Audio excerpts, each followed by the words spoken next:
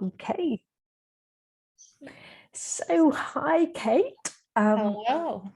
This is the Spoonies with Purpose podcast and video.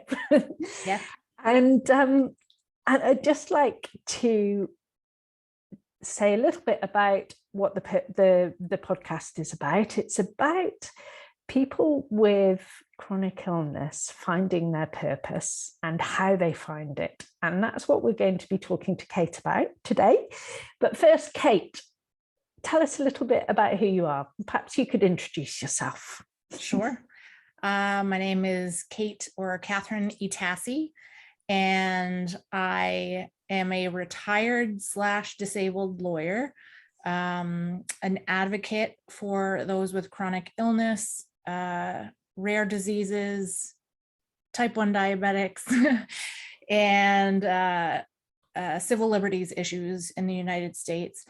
And I'm a former track athlete. I'm a memoirist, and yeah. Wow. The rest is to be determined, I suppose. Fabulous. Well, welcome. It's really nice to have you here. Thank you. It's an honor. I'm really enjoying the podcast episodes. Great. Thank you. So can you tell me a little bit, or tell us a little bit about your experience of living with chronic illness? Sure. So I was diagnosed with type 1 diabetes when I was 4 in 1988. And so I've had that for over 34 years. I was born with a lipoma on the small of my back, and that wrapped around my spinal cord when I was 4. They removed it and I was fine. I did Division I athletics in college. I was powerlifting. And 10 years after I stopped all that, the tumor remnant regrew and it went misdiagnosed for 2 years and was pulling on my spine in the meantime and caused a plethora of other neurological deficits and disorders. And when they took it out, hopefully they staved off paralysis, which I'm very thankful for, but the rest of it was permanent. And so around that time is when I developed ME/CFS and had to retire at 33 and figure out what my new purpose in life was going to be. Yeah. And then eventually I stumbled upon your wonderful group and have been questioning my purpose in life even more in depth than before, which I really appreciate. Well, we'll talk about a little bit more about that right now, I think. So tell me what purpose means to you at the moment, or where you're at with the idea of purpose. That's the latter part of that is very intriguing to me. I really appreciate what Dr. Dinsdale said on your earlier episode, that there's a difference between purpose and productivity. And as you well know, I have struggled with my purpose no longer being about productivity. From about 14 to when I retired at 33, my entire being was about how productive I could be, how much success in whatever endeavor I was doing I could have, just being the best I could be at whatever I put myself into. Yeah. And a lot of it was about my value as it related to other people. Very, very, very little about what value I brought to myself. Mm-hmm. or what my value or purpose was in just being without being productive. And so since I retired over 5 years ago, it's really been about, first of all, loving and accepting that I am of value and of worthy of love and self-love and compassion as any other person. And yes. I never would have thought that any other disabled person or chronically ill person was undeserving just because they weren't being productive. But for some reason that didn't apply to me. Yeah, I think that's a very common thing. So my purpose since retiring / delving into disabled life has first of all been to grieve my past life. to appreciate my own self-worth and self-value just as a person. But also it's, I'm still trying to be productive. And so I wrote a memoir about my experiences. I became even more of an advocate than I was in the past, splicing off from being a legal advocate to just being a person conveying her personal story. And so I've really tried to be just another voice in the world, just another example of what I've gone through, the struggles and the success, and being a sounding board for others. Yeah. And that's what's really given me purpose so far. Yeah. So that raising awareness and being there for other people to have a voice. Absolutely. Absolutely. Yeah. But I love how you started that with all the self-acceptance and self-compassion coming first. I think it's been a journey. Yeah. But it's also such an important message. And even if it's, I mean, for many people, they're still on that journey, and it doesn't matter where you are on the journey if you're on it. Yes. And you're never really, I don't think, at least in my experience in the last 5 years, you're never done with it. No. So, and you might kind of put it off to the side for a bit of time and then come back to it, and be on a different place in the journey. But it's really important to keep touching base with that and seeing where you're at and seeing how you can improve and what you can do to maybe push yourself a little farther along it. Yeah, fabulous. Fabulous. So have you got any tips for how you actually balance your purpose, finding your purpose and living with chronic illness, taking the best care of yourself that you can? Well, I think that when that productivity purpose still creeps back in, it's about me being okay with not being able to be productive at any point in time in any day or week or month. As an example, I really, underwent a pretty major wrist surgery on my dominant hand 2 months ago, and moved into an apartment 2.5 months ago. So most of my other pursuits, other than existing and taking care of myself and contributing to the apartment as much as I can, have really kind of gone on the back burner. Yeah. And I've had to be okay with that. Yeah. And that's been tough. And I do still struggle with feeling guilty or feeling unproductive or feeling like others will view me as being lazy or withdrawn, whatever the case is. But I've had to just say, you know what, maybe this 6-month period or a year period is me kind of laying dormant in the pursuits that I had done, and that's okay. And I would understand and want anyone else in my position to be doing that same thing and not pushing themselves. Yeah. And I picked up a sense that we have these urges, don't we, to be productive, and we have these values about what productivity means, and to ourselves in particular, because it can be quite easy to think, oh, for somebody else who's living with chronic illness, I'd want them to take the best care of themselves. And you can want that for yourself as well, but you still get the urge to be productive. And it's almost like the old programming that we need to follow, because we're programmed about what makes us successful in life. And it sounds like you've been quite good at noticing that programming when it's coming up, and sometimes struggling, but choosing to let go. Yes, and I certainly have better occasions than others. I'm not always good at it. I sometimes have to have friends or family remind me of it first, and me being receptive to it, to do the self-reflection and say, you know what, you're right. Those patterns are creeping back in.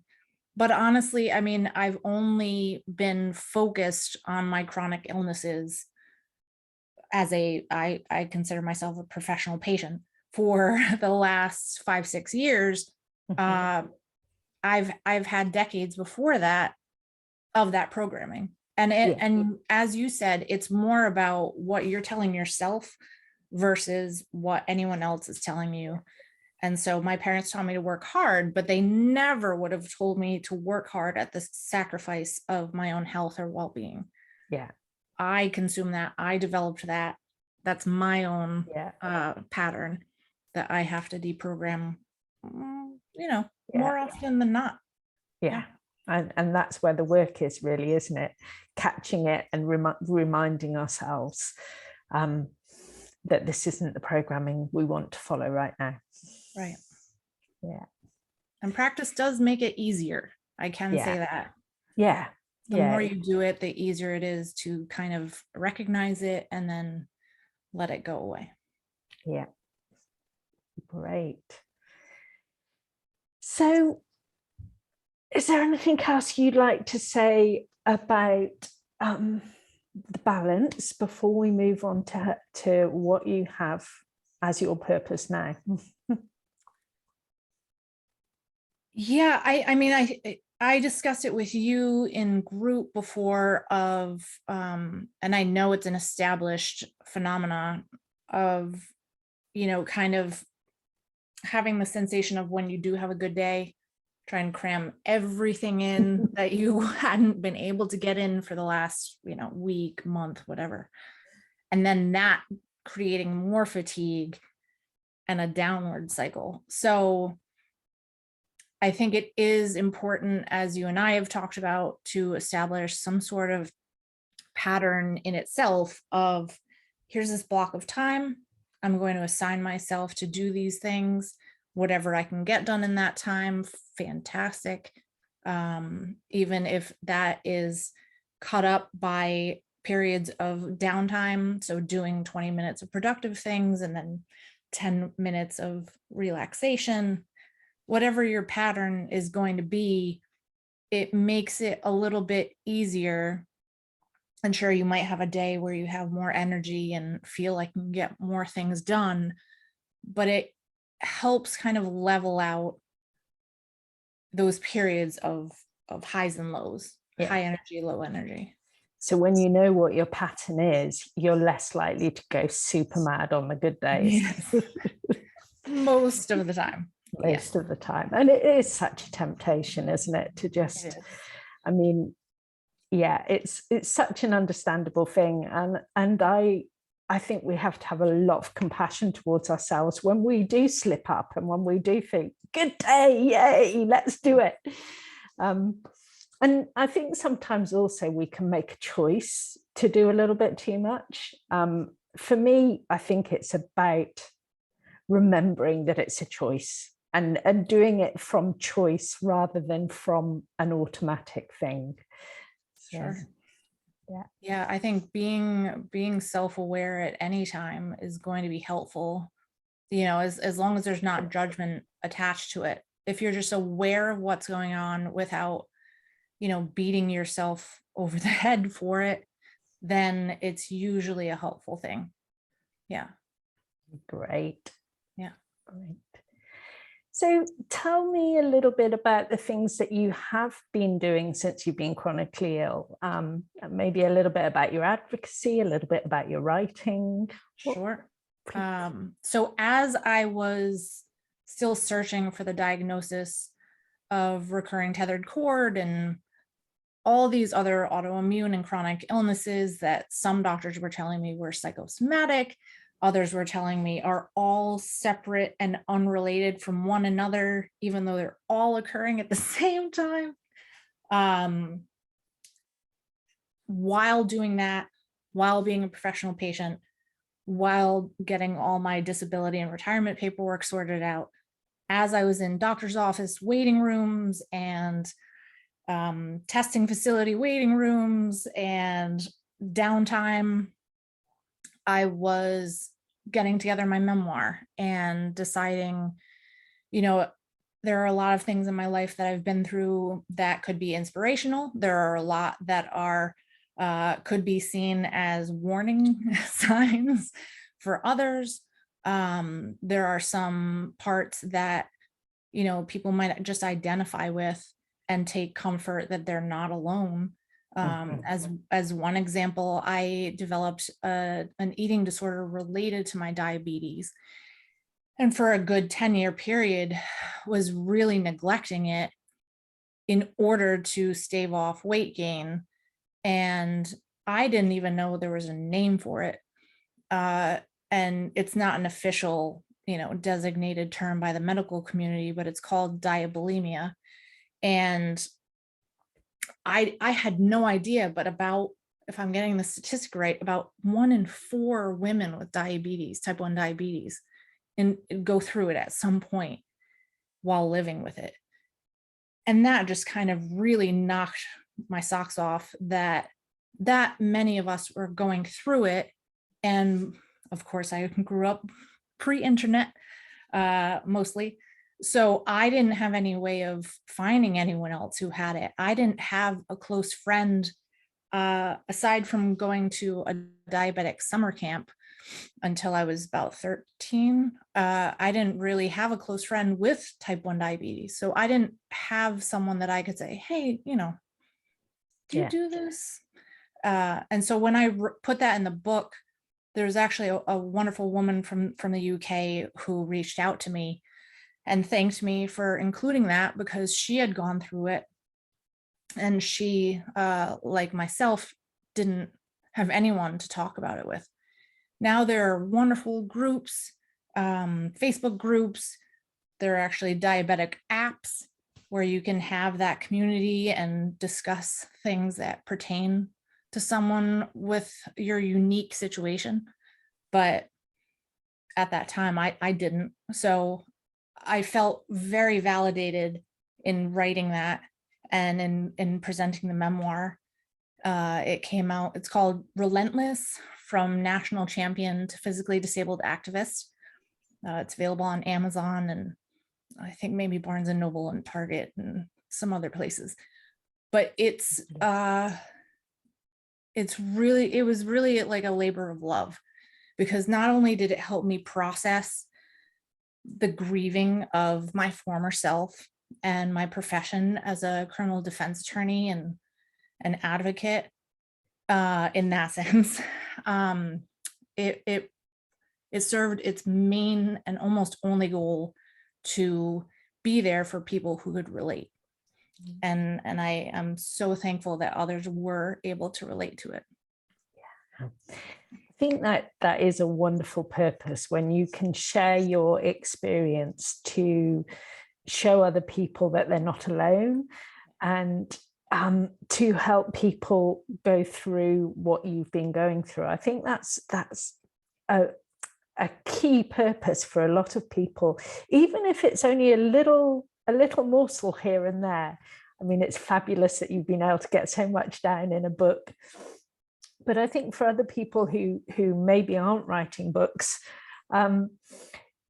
it's important to recognize that you have that purpose of being able to share with others that what you've been through, and that connection, that comradeship, and maybe even you'll be a little bit further down the road than the person right. that you're sharing with, and we'll have some tips to share with. But and you might develop relationships where they at one point in time will be a little further down the road than you are, and then they can be a sounding board for you. I agree. I think even if it's in group counseling sessions or online or in any kind of form, if you are open enough to sharing your story, there will be someone who benefits from that and takes comfort in it or takes inspiration from it. And I remember talking to my pain counselor a few years ago, and I said something about struggling with, either feeling unproductive or, less worthy. And she said, you've done so much to share your story with others. Why aren't you sharing all of it? Not that everyone needs to know every single detail, but I had trouble with my heart rate while, using the facilities at an airport, and it went up to 155 beats per minute. And, she's like, why aren't you sharing your struggles and your fears and your worries and concerns, as well as your success and your thriving? Because that's really what's probably going to mean more to someone than just saying, look at all I can do while disabled, while dealing with a chronic illness. They want to know that you're struggling too. Yeah. I think Brené Brown talks a lot about how connection comes through vulnerability, through Absolutely. sharing vulnerability and putting it out there. And that's Absolutely. how we really connect with people. Yeah, that's been my experience, and I know others have experienced the same thing. So Yeah. You don't always have to be negative. You don't always have to share when you're having a down day. You can also say what things you've been doing that have been successful or that have brought you happiness. But just instead of presenting someone, I'm forgetting who it was. I think it was a radio host, said that social media is essentially everyone's A side, and then real life is the B sides. And it's really about not presenting this perfect, polished, filtered version of yourself. Yeah. But just being willing to being vulnerable and being open. And, there's a strong possibility people will judge you, but there's an even stronger possibility that someone will reach out to you and say, hey, that changed me. That changed me for the better. That gave me the support I needed. That made me feel not alone. And that's so much more valuable. Yeah. And even if it's just one person, that's such an important thing to do, isn't it? But Absolutely. It could well be many, many, many, many people. And I hope it will be with your book. I hope you have lots of success with it. Thank you very much. I feel as though this is kind of drawing to a close now. Is there anything else that you'd like to share? Or I think I've asked all my questions. Yeah, I think, you did not ask me to do this, but I would like to plug your services. Oh, and that's say kind. that it's true. I mean, even just being in the group for a short period of time, it again gives you validation. It makes you feel less alone, and it gives you strategies to coping and thriving and surviving with chronic illness, and especially ME/CFS, that you might not have ever thought to do, and are so helpful, and they can be so small, but just the smallest change to your outlook or your daily patterns, daily activities can make living with this just a little bit easier. And as anyone in the community knows, the more spoons you have, I actually have a spoon necklace that I got. Oh, how pretty. The more spoons you can accumulate, the better, your daily quality of life is going to be. So I'm so thankful that I met you, that I was part of the group, and for all that you do for the community. It's really invaluable. Thank you very much. Oh, that's very nice of you to say. Thank you. Very true. Okay, well, I think we'll finish there then. Before I say goodbye, I'd just like you to mention one more time the name of your book so that people can find it easily if they're listening. So it's entitled Relentless: From National Champion to Physically Disabled Activist. probably the easiest way is just to find out through my blog, which is expereince.com, which I'll give you the link to put on. I'll put post. all the links with and the website. I'm on Instagram at Catherine.Itacy. Facebook is author Catherine Itacy. Twitter, which I'm almost never on. I've kind of taken a hiatus from social media in general. For the most part, is Catherine_Itacy, and I don't really TikTok. So I observe it, but I'm not participating. Fabulous. So I will share all of those. So yeah, if you're listening and haven't been able to write it down, don't worry, they'll be with the podcast details. Great. Okay, well, thank you so much for having me on. Yeah, well, thank you so much for joining me, and it is really lovely to see you again. You too. So, I hope you're having a wonderful summer. Yeah, and you take care then. Thank you so much, Kate. Bye-bye. Bye.